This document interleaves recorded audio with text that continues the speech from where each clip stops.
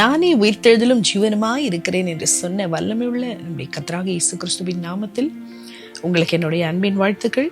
இந்த நாளிலும் யோவான் எழுதின சுவிசேஷம் 11ஆம் அதிகாரம் 23ஆம் வசனத்திலிருந்து 27ஆம் வசனம் வரைக்கும் நம்ம தியானிக்க போகிறோம். இயேசு அவளை நோக்கி, உன் சகோதரன் உயிர்த்தெழுந்திருப்பான் என்றார். அதற்கு மார்த்தாள், உயிர்த்தெழுதல் நடக்கும் கடைசி நாளிலே அவனும் உயிர்த்தெழுந்திருப்பான் என்று அறிந்திருக்கிறேன் என்றாள். இயேசு அவளை நோக்கி, நானே உயிர்த்தெழுதலும் ஜீவனுமாய் இருக்கிறேன். என்னை விசுவாசிக்கிறவன் மரித்தாலும் பிழைப்பான். உயிரோடு இருந்து என்னை விசுவாசிக்கிறவன் எவனும் என்றென்றை மறியாமலும் இருப்பான். இதை விசுவாசிக்கிறாயா என்றார். அதற்கு அவள், ஆமாண்டவரே, நீர் உலகத்தில் வருகிறவரான தேவகுமாரனாகிய கிறிஸ்து என்று நான் விசுவாசிக்கிறேன் என்றாள்.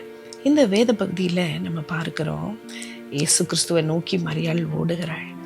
கிறிஸ்துவின் மேலுள்ள நம்பிக்கை, விசுவாசம், அன்பு இதெல்லாத்தையுமே வெளிப்படுத்தும் விதமாக போதகர் வந்திருக்கிறார் என்று கேட்ட உடனே இயேசுவை சந்திக்கும்படியாக அவள் ஓடி போய் அவள் இயேசுவிடத்துல சொல்ல, நீ இருந்திருந்தீங்கன்னா என் சகோதரன் மறுத்திருக்க மாட்டானே, நீங்க என்ன பிதாட்ட கேட்கிறீங்களோ அதை பிதா செய்வாரே அப்படின்னு சொல்லி இயேசு மேல நம்பிக்கையோடு கூட சொல்லும் போது இயேசு அவளை பார்த்து அவர் உற்சாகப்படுத்துகிறார். அவளை ஆறுதல் படுத்துகிறார். இயேசு சொல்றாரு, உன் சகோதரன் உயிர்த்தெழுவா அப்படின்னு சொல்றாரு. ஆனா அவளுக்கு புரியல. அவள் நினைத்து கொண்டாள், இயேசு கிறிஸ்து மரித்ததுக்கு அப்புறமா எல்லாரும் உயிர்த்தெழுந்திருப்பாங்களே, அந்த கிறிஸ்துவை சந்திக்கும் நாளில அதை அவள் நினைத்து கொண்டு அவள் சொல்லுகிறாள், ஆமா, கிறிஸ்து வரும்போது உயிர்த்தெழுந்திருப்பான் என்று நான் அறிந்திருக்கிறேன் என்று சொல்லுகிறாள். ஆனால் இயேசு சொல்றாரு, அவளுக்கு பதில் சொல்றாரு, நான் தான் உயிர்த்தெழுதலும் ஜீவனுமா இருக்கிறேன். என்னை விசுவாசிக்கிறவன் மரித்தாலும் பிழைப்பான். அப்ப மரித்தாலும் பிழைப்பான் என்ற வார்த்தைக்கு அர்த்தம் என்ன? மரணம் என்பது இந்த நம்ம சரீரத்துக்கு மாத்திரம்தானே தவிர நம்மளுடைய ஆத்துமாவுக்கு கிடையாது. அப்போ அந்த ஆத்துமா பிழைக்க வேண்டும் என்றால் இயேசு கிறிஸ்து தான் அதற்கு மூலமாய் இருக்கிறார். இயேசு கிறிஸ்து தான் நம்முடைய ஆத்துமாவின் ஜீவனுக்கு, உயிர்த்தெழுதலுக்கு அவர்தான் முழு காரணராக இருக்கிறார். அப்போ நமக்கு நித்திய ஜீவன் எப்பொழுது உண்டு, நம்முடைய ஆத்துமாவுக்கு வாழ்வு உண்டு அப்படின்னா இயேசுவை யாரெல்லாம் விசுவாசிக்கிறாங்களோ அவங்க இந்த சரீர பிரகாரப்படி மரித்தாலும் பிழைப்பார்கள். அதுதான் இயேசு சொல்றாரு, என்னை விசுவாசிக்கிறவன் மரித்தாலும் மறியாமலும் இருப்பான். இப்ப அந்த ஆத்மாவுக்கு மரணம் இல்லை என்பதை அவர் தெளிவாக சொல்லுகிறார். இயேசு கிறிஸ்துவை விசுவாசிக்கிறது எவ்வளவு முக்கியம் என்பதையும் அவர் சொல்லுகிறார்.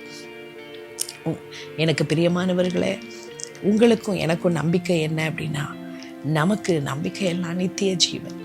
அந்த நித்திய வாழ்வுக்கு நேராக தான் நீங்களும் நானும் ஓடிக்கொண்டிருக்கிறோம்.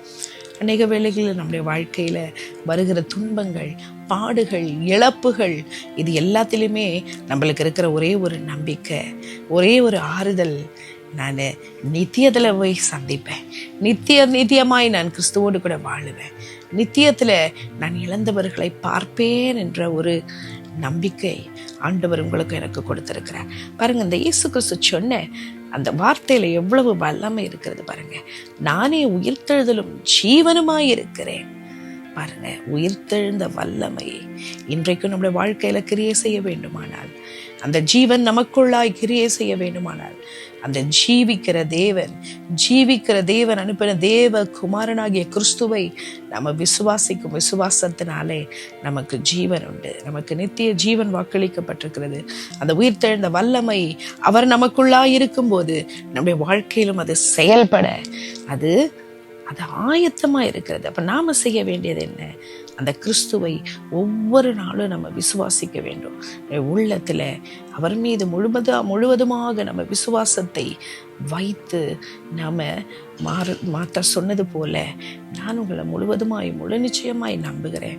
தெய்வகுமாரனே, எனக்காய் வந்தவரே, அது மாத்திரமல்ல, இன்றைக்கும் எனக்கு உதவி செய்கிற சத்திய ஆவியானவரே, என்னை வழிநடத்த போதுமானவரே, நீங்க தான் என் வாழ்க்கையில எல்லாவற்றிற்கும் மூல காரணராய் இருக்கிறீர், என்னுடைய ஜீவனின் அதிபதியாக இருக்கிறீர் என்று சொல்லி அவரை நாம பற்றி கொள்ளும் போது, சார்ந்து கொள்ளும் போது, கர்த்தர் நம்முடைய வாழ்க்கையில அவர் பெரிய காரியங்களை செய்வார். நம்முடைய உயிர்த்தெழுதலின் வல்லமை ஒவ்வொரு நாளும் நம்முடைய வாழ்க்கையில கிரியை செய்கிறதை நம்ம உணர முடியும்.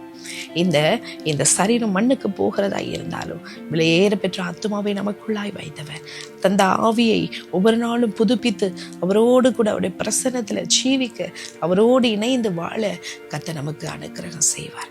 அவர் நமக்கு அனுக்கிரகம் செய்யும்படியாய் அவரிடத்துல கிருபையை நம்ம கேட்போமா? எங்கள் அன்பின் தெய்வமே, ஆசீர்வதிக்கப்பட்ட இந்த நல்ல நாளுக்காக உமக்கு நன்றி சொல்லுகிறோம். இந்த நாளில நாங்கள் தியானித்த வசனத்தின்படி அப்படி உம்மை விசுவாசிக்கிற ஒவ்வொருவரும் மறைத்தாலும் பிழைப்பார். உம்மை விசுவாசிக்கிற ஒவ்வொருவருக்கும் நித்திய ஜீவன் வாக்களிக்கப்பட்டிருக்கிறதே. நீரே எங்கள் ஜீவனின் அதிபதி. உம்மை சார்ந்து கொள்ள, உம்மை ஆண்டவரை ஒவ்வொரு நாளும் உம்மை பற்றி கொண்டு ஜீவிக்க, ஆண்டவரை உயிர்த்தெழுதலும் ஜீவனுமா இருக்கிற எங்கள் கிறிஸ்துவை நாங்கள் நேசிக்கவோ, ஆண்டவரை உம்மை சார்ந்து வாழவோ எவ்வளவு பெரிய மேன்மையான வாழ்க்கையை எங்களுக்கு தந்திருக்கிறீரே ஆண்டவரே. அதை நாங்கள் பற்றி கொண்டு ஜீவிக்க கர்த்தர் எங்களுக்கு கிருபை தாரும் சுவாமி. மண்ணான மனுஷன் மண்ணிலிருந்து வந்தவர் மண்ணிற்கு திரும்ப போவான் என்பதை நாங்கள் அறிந்திருக்கிறோம். ஆனால் எங்கள் உள்ளான மனிதன், எங்கள் ஆத்துமாவும் ஒவ்வொரு நாளும் புதுப்பிக்கப்பட்டு உம்மில் பலப்படுத்தப்பட்டு உம்முடைய வல்லமையினால நாங்கள் நிரப்பப்பட்டு உமக்கா இந்த உலகத்தில் நீங்கள் கொடுத்திருக்கிற நாட்கள் வரைக்கும் ஜீவிக்க கர்த்தர் எங்களுக்கு கிருபை தாரும், அனுக்கிரகம் செய்யும். எல்லா துதிக மகிமையாவும் உமக்கே செலுத்தி இயேசுவின் நாமத்தில் ஜெபிக்கிறோம் ஜீவனுள்ள பிதாவே. ஆமேன், ஆமேன்.